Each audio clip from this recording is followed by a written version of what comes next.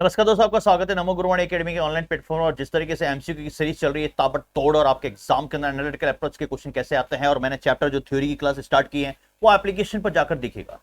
दूसरी बात, एमसीक्यू आपके डे बाय डे जो थ्योरी क्लास है वो यहां पर चल रही है। आराम से एमसीक्यू कीजिएगा, किस टाइप के क्वेश्चन आते हैं। थ्योरी क्लास आप लोग मॉर्निंग में अगर एप्लीकेशन में अगर ली है तो गारंटी कहता हूं उसके क्वेश्चन आपके 100% सॉल्व होंगे। क्वेश्चन जो है आपके स्क्रीन के सामने ये कथन सत्य है, मतलब प्रमस्तिष्क में दूसरा द्रव्य बाहर की तरफ होता है। ब्रेन स्टेप में बी ऑप्शन दे रखा है, श्वेत द्रव्य बाहर की तरफ होता है। स्पाइनल कॉर्ड में दूसरा द्रव्य अंदर की तरफ होता है। एबीसी तीनों। अब दोस्तों, इसको करने से पहले आपको दिमाग में मैंने आपको इमेज बनाई थी थ्योरी की क्लास के अंदर, अगर आपको पता है।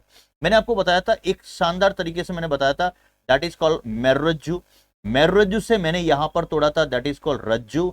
रज्जु को आप लोग अपनी फिल्म के स्टाइल के अंदर, फिल्म आपने देखी होगी, रानी बोलते हैं। और दोस्तों, जो रानी होती है, इसका मतलब कोई भी अगर बात करते हैं, किसी भी फिल्म को उठा के देख लीजिए, रानी हमेशा, इसका मतलब हीरोइन की बात करते हैं, और वो हीरोइन हमेशा दुस्सा मारती है। और दुस्सा भी जो लगता है ना दोस्तों, दुस्सा भी जो लगता है ना, इसका मतलब स्पेशली मैंने आपको बताया दुस्सा मारती है, अंदर ही अंदर वो दुस्सा मारेगी। इसका मतलब सीधा सा अगर बात करेंगे, दैट इज कॉल्ड, जिसको आप लोग क्या बोलते हैं, दुस्सर द्रव्य। ये चीजें हमें ध्यान रखना है। रानी का दुस्सा और रानी का गुस्सा अंदर की ओर होता है। इसका मतलब हमें दिमाग में सेट रखना है, हमें एग्जाम के पर्पज से बहुत अच्छे से दिमाग में सेट करना है। इसका मतलब आपके स्क्रीन के सामने दूसर द्रव्य, तो ये मेरुरज्जु जहां पे भी आएगा, स्पाइनल कॉर्ड की बात करते हैं तो दूसर द्रव्य कहां पर होता है, अंदर की तरफ होता है। क्योंकि दुस्सा जो होता है दैट इज कॉल्ड गुस्सा हो, दुस्सा हो, इसका मतलब अंदर सबसे जुड़ा हुआ फिल्म बनाई थी। तो इसका मतलब सी ऑप्शन भी सही है। और जब मैंने यहां पर बोला था कि जब ये मेरुरज्जु आपको याद करना है, तो मेरुरज्जु के साथ में आपको यहां पर ब्रेन स्टेम भी याद करना है, क्योंकि इसके साथ ही आपको यहां पर कॉन्सेप्ट क्लियर होगा। और ब्रेन स्टेम है, इसका मतलब इसमें भी अगर बात करते हैं दोस्तों, तो इसका मतलब दूसरा द्रव्य कहां होगा कि सर अंदर भीतर की तरफ होता है। तो यहां पर दूसरा जो कॉन्सेप्ट है, तो यहां पर श्वेत द्रव्य की अगर बात करते हैं, श्वेत द्रव्य जो होता है वो कहां पर होता है, बाहर की तरफ होता है। इसका मतलब बी ऑप्शन भी सही है। जब आपको मेरुरज्जु और ब्रेन स्टेम अगर आपको याद हो गया दोस्तों, गारंटी देता हूं आपको एक भी क्वेश्चन आपका गलत नहीं होगा। इसका मतलब ये है, प्रमस्तिष्क की अगर बात करते हैं, प्रमस्तिष्क हो, अनुमस्तिष्क हो या डाइंसेफेलॉन हो, उसके अंदर दूसर द्रव्य बाहर होता है। इसका ऑपोजिट मैंने ट्रिक बताया था। और जो श्वेत द्रव्य होता है वो कहां पर होता है, अंदर की तरफ। तो इसका मतलब प्रमस्तिष्क में दूसर द्रव्य कहां पर होता है, बाहर की ओर।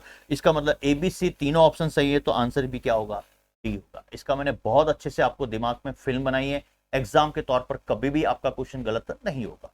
दूसरा क्वेश्चन आपके स्क्रीन के सामने ही रहा, डाइंसेफेलॉन में दूसरा द्रव्य कहां पर होता है। अब देखिए, डाइंसेफेलॉन पूछ लिया तो मैंने क्या बताया था, प्र हो, प्रमस्तिष्क हो या अनु हो।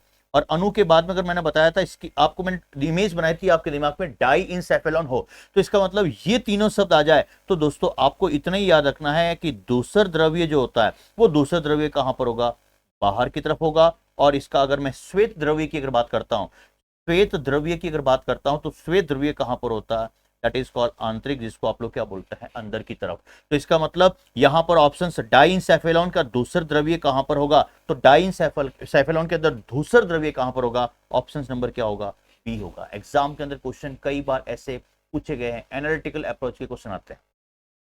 नेक्स्ट क्वेश्चन आपके स्क्रीन के सामने यहां पर ये रहा, कौन जो है इनमें से कौन सा अंग की अगर बात करते हैं, यहां पर कौन सा जो अंग है वो स्वायत्त तंत्रिका तंत्र से नियंत्रित होता है, नियंत्रित करता है, नियंत्रित होता है। पॉइंट टू बी नोटेड, बहुत इंपॉर्टेंट है, कई बार एग्जाम में क्वेश्चन आया है, क्या आमाशय, क्या हृदय, क्या गर्भाशय या एबीसी तीनों। इसका मतलब यहां पर मैंने आपको एक बताया था, सेंट्रल नर्वस सिस्टम के साथ में पेरिफेरल के साथ में एएनएस बनाया था, ऑटोनोमस नर्वस सिस्टम। इसका मतलब हमारी बॉडी के कुछ ऑर्गन ऐसे होते हैं जो ऑटोमेटिक ही हो है, ऑटोमेटिक ही जो है वो क्या करते हैं, दैट इज कॉल्ड जो है वो नियंत्रित होते हैं, वो स्वायत्त तंत्रिका तंत्र से आते हैं। जबकि केंद्रीय तंत्रिका तंत्र के अंदर अगर बात करते हैं, सेंट्रल नर्वस सिस्टम जो बना होता है, ब्रेन प्लस स्पाइनल कॉर्ड, आपने छोटी छोटी क्लास में पढ़ा होगा। जैसे अगर बात करते हैं दोस्तों, आपके एक्सक्रीटरी सिस्टम के द्वारा अगर बात करते हैं, तो यूरिन जब निकलता है तो आप लिखा होगा, यूरिन जब पास होता है तो आपको ऑटोमेटिक सिग्नल मिलता है। आपकी भोजन की अगर बात करते हैं, डाइजेशन हो रहा है तो ऑटोमेटिक वहां पर जो है एंजाइम हार्मोन की बात करते हैं तो वहां पर मिक्स होते हैं, तो स्वतः जो है वो नियंत्रित होता है। क्या आमाशय, बिल्कुल सही है। क्या हृदय, बिल्कुल सही है। क्या हृदय को आप लोग बोलते हैं, ए भाई थोड़ा सा धीरे पंप कर, ए भाई थोड़ा सा तेज पंप कर, ए भाई इसका मतलब 5 घंटे बाद पंप करना, नहीं ना, ऑटोमेटिक कंट्रोल होता है। शरीर के कई सारे ऐसे ऑर्गन होते हैं जो ऑटोमेटिक कंट्रोल होते हैं, आप जो है आप समझ सकते हैं, आप बहुत अच्छे स्टूडेंट है। इसका मतलब गर्भाशय की बात कर रहे हैं, यूट्रस की अगर बात करते हैं, तो ये कई सारे ऐसे एग्जांपल है, दैट इज कॉल्ड एबीसी। यहां पर क्या होगा, तीनों होगा। एग्जाम के पर्पज से बहुत शानदार क्वेश्चन है। फोर्थ क्वेश्चन आपके स्क्रीन के सामने, हमारे जो बाल हेयर्स की बात करते हैं, कौन से तंत्रिका तंत्र से जुड़े होते हैं। इसका मतलब दोस्तों मैंने यहां पर आपको स्केलेटल सिस्टम आपको बताया था और शानदार तरीके से मैंने आपको बोला भी था कि यहां पर अगर बात करते हैं दोस्तों, तो ये वाला ब्रेन वाला पार्ट कहलाता है अग्र मस्तिष्क, मध्य मस्तिष्क और आपके पास जो है बैक ब्रेन, मिड ब्रेन और फॉर ब्रेन। फिर उसके बाद में that is called buccal cavity, जिसको आप लोग मुग्गुआ बोलते हैं। देन उसके बाद में ये जो है आपके लंग्स कहलाते हैं, फेफड़े कहलाते हैं, और बीच के अंदर आपका क्या कहलाता है, स्पाइनल कॉर्ड। स्पाइनल कॉर्ड की कनेक्टिविटी होती है ब्रेन से। इसका मतलब ये पूरे तौर पर आपने क्या समझा कि सर ये सेंट्रल नर्वस सिस्टम। इसका मतलब ये कि सेंट्रल नर्वस सिस्टम, केंद्रीय तंत्रिका तंत्र क्या आपके टांगों तक लटक रहा है क्या? नहीं ना। इसका मतलब हमारी पैर की अंगुलियां भी तो जुड़ी हुई है, वो केंद्रीय तंत्रिका तंत्र जुड़ी हुई है। कोई भी अगर चींटी भी हो, कोई भी कीड़ा भी हो, अगर पांव पे अगर चल रहा है या काट रहा है, तुरंत सिग्नल आपको ब्रेन तक पहुंचता है और ब्रेन ये कहता है कि जल्दी से उस कीड़े को हटा, नहीं तो वहां पर वो घाव कर सकता है। इसका मतलब यहां पर ये समझ रहे हैं कि बाल की बात करते हैं तो बाल कौन से हैं, क्या यहां पर केंद्रीय तंत्रिका तंत्र से, पीएनएस से, एएनएस से? बाल जो होता है, बाल कौन से तंत्रिका तंत्र से जुड़े होते हैं? इसका मतलब बाल जो होते हैं दोस्तों, बाल ये तो नहीं है आप लोग कभी ऐसे स्कीम, कई सारे बच्चे ऐसे सोचते भी एग्जाम के अंदर कि हवा चल रही थी, हवा चल रही थी, बाल ऑटोमेटिक हिल रहे थे और मेरे सिर के बाल इस तरीके से हिल रहे थे, तो इसका मतलब ऑटोमेटिक हुआ, तो ये स्वायत्त। गलत, ये गलत सोच रहा है।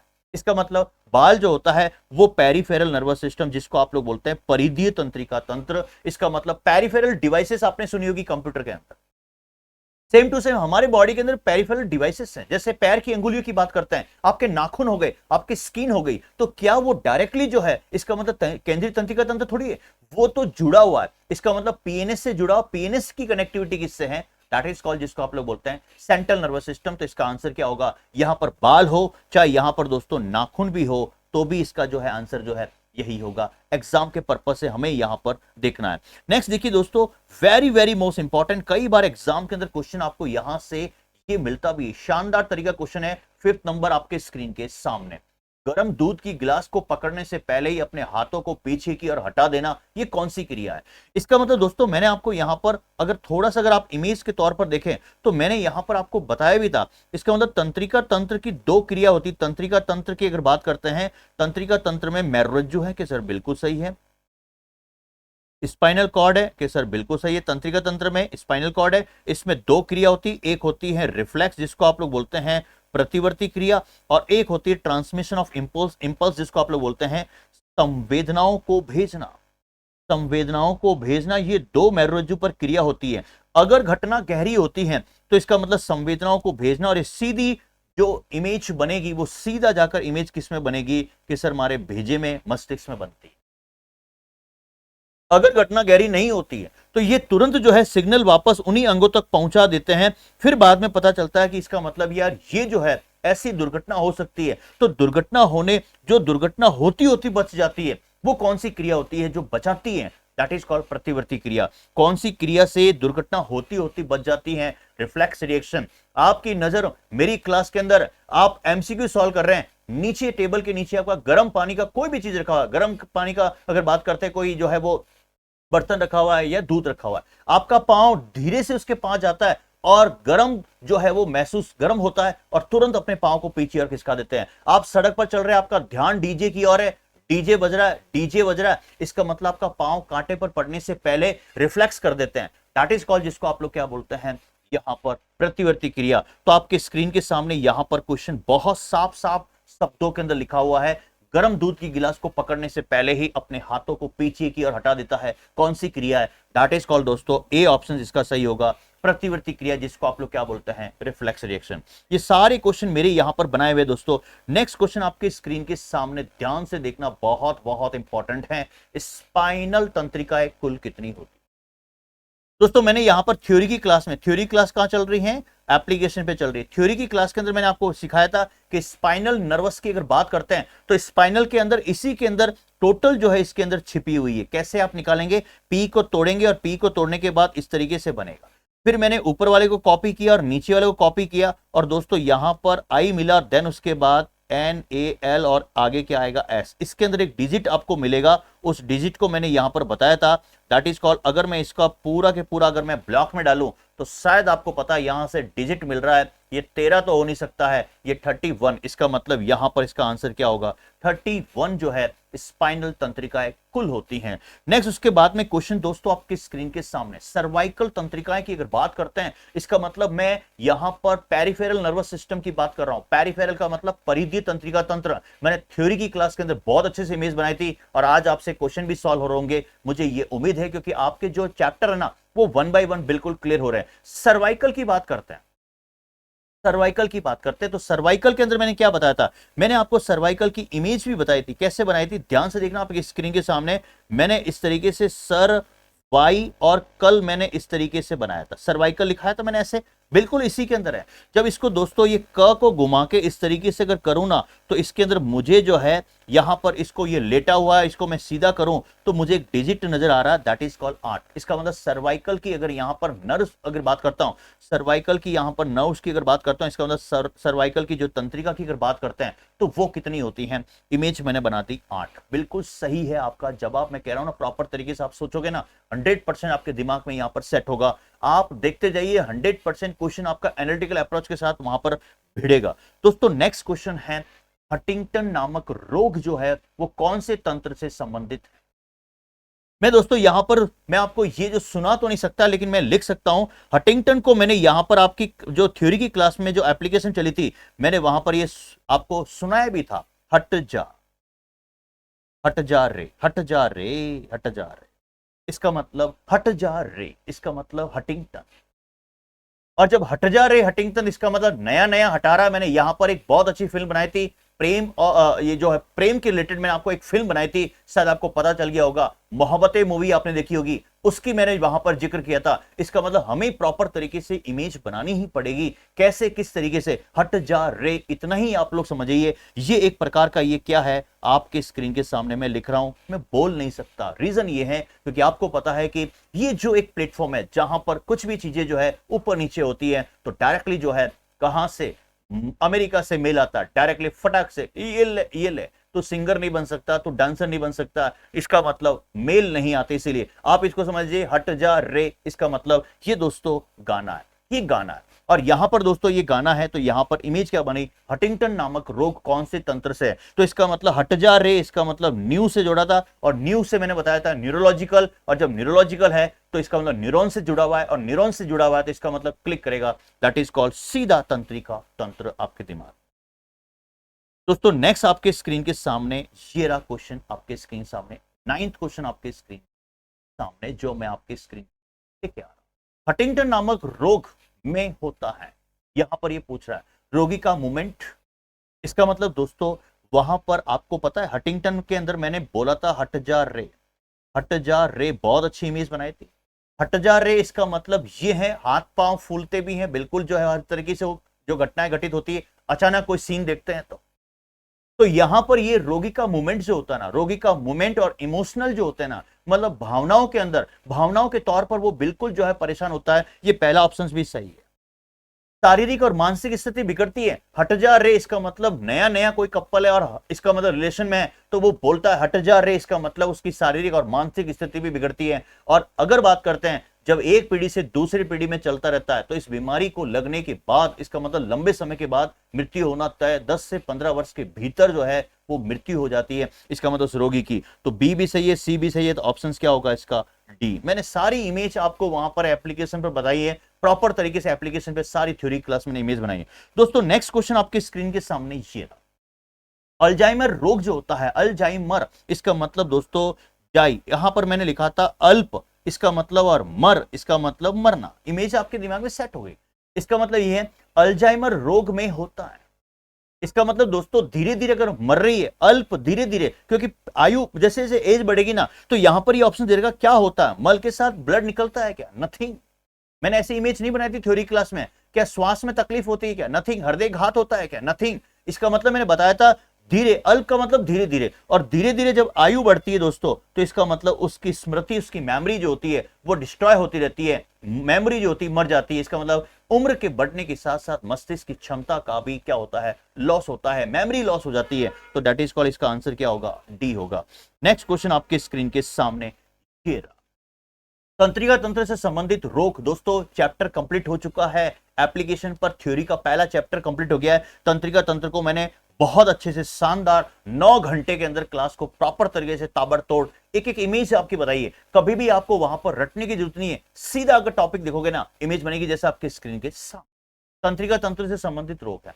घोड़ा समार खाए, पीछे देखिए मार खाए, इसका मतलब वहां पर वो जो टॉवेल जो होता है वो किसी के पीछे अगर पड़ा होता है, गांव के अंदर आपने देखा होगा इस तरीके से खेल होता है, सर्कल के अंदर लोग बैठे होते हैं इस तरीके से, और एक व्यक्ति टॉवेल लेकर, मतलब टाइट टॉवेल लेकर, तौलिया जिसको आप लोग बोलते हैं, टॉवेल लेकर वो भागता है और पीछे रखता है। अगर उसको पता चल जाता है तो वो उसके पीछे भागता है, और नहीं पता चलता है तो ये व्यक्ति जो यहाँ के इसके पीछे घूम रहा है वो इसको उठकर इसको टॉवेल से मारता है। इसका मतलब उसकी नजर आगे की ओर होती है, पीछे टॉवेल पड़ता है, टॉवेल पड़ते ही, तौलिया पड़ते ही वो झटका लगता है। घोड़ा समार खाए, पीछे देखे मार खाए, ये इस तरीके से जो स्लोगन है ये बोलते रहते हैं। घोड़ा समार खाए, पीछे देखे मार खाए, तो इसका मतलब झटका लगता है, इसका मतलब ये भी तंत्रिका तंत्र से रिलेटेड है। पार्किंसन में मैंने आपको यहां पर पार्क के रिलेटेड मैंने आपको बताई थी, कोई भी एक वहां पर कपल बैठा है और उसकी नजर किसी के ऊपर, कोई मतलब किसी के ऊपर नजर पड़ जाती, कपल बैठा है, तो मैंने एक सीन बताया था आपको कि पार्क में बैठा बैठा व्यक्ति जो है वो कपल की, मतलब कपल बैठा हुआ है, और अगर किसी ने देखा तो इसका मतलब जो पहले उससे जुड़ा हुआ है, मैंने फिल्म बनाई थी तो उसके हाथ पांव और कंपन होने लगते हैं, इसका मतलब पार्क के अंदर सनसनी हो गई, इसका मतलब पार्किंसन। ये भी किससे है, न्यूरोलॉजिकल, इसका मतलब तंत्रिका तंत्र जुड़ा हुआ है। हट जा रे न्यूरोलॉजिकल, इसका मतलब ए बी सी, और ऑप्शंस क्या होंगे इसके, तीनों, डी इसके सारे के सारे ऑप्शंस होंगे। नेक्स्ट दोस्तों आपके स्क्रीन के सामने ये रहा। पार्किंसन नामक रोग में होता है गति पर स्वयं के नियंत्रण की कमी, बिल्कुल सही है। पार्किंसन मैंने इमेज बनाई थी। पार्किंसन नामक रोग जो है तंत्रिका तंत्र से संबंधित है, और सबसे इंपॉर्टेंट बात है कि इसमें गति जो है, व्यक्ति चलता है ना तो उसकी गति का जो है वो नियंत्रण नहीं कर पाता, इसका मतलब गति पर स्वयं के नियंत्रण की कमी होती है। पेशियों में जो मसल्स होती है, जकड़न होती है, बिल्कुल सही है। और जो व्यक्ति दोस्तों बारीक वाले जैसे काम होते हैं ना, कोई भी माइक्रो वाले काम होते हैं, जैसे चूड़ी की अगर बात करते हैं तो चूड़ी के अंदर नगीने लगते हैं, छोटे छोटे नगीने, माइक्रो माइक्रो छोटे छोटे नगीने लगते हैं, वो इसमें काम नहीं कर सकता। इसका मतलब गति पर स्वयं के नियंत्रण में कमी, पेशियों के अंदर जकड़न और बारीक वाले काम करने में कठिनाई का आना, इसका मतलब ऑप्शंस ए बी सी और तीनों के तीनों, इसका मतलब डी ऑप्शन इसके साथ में होगा।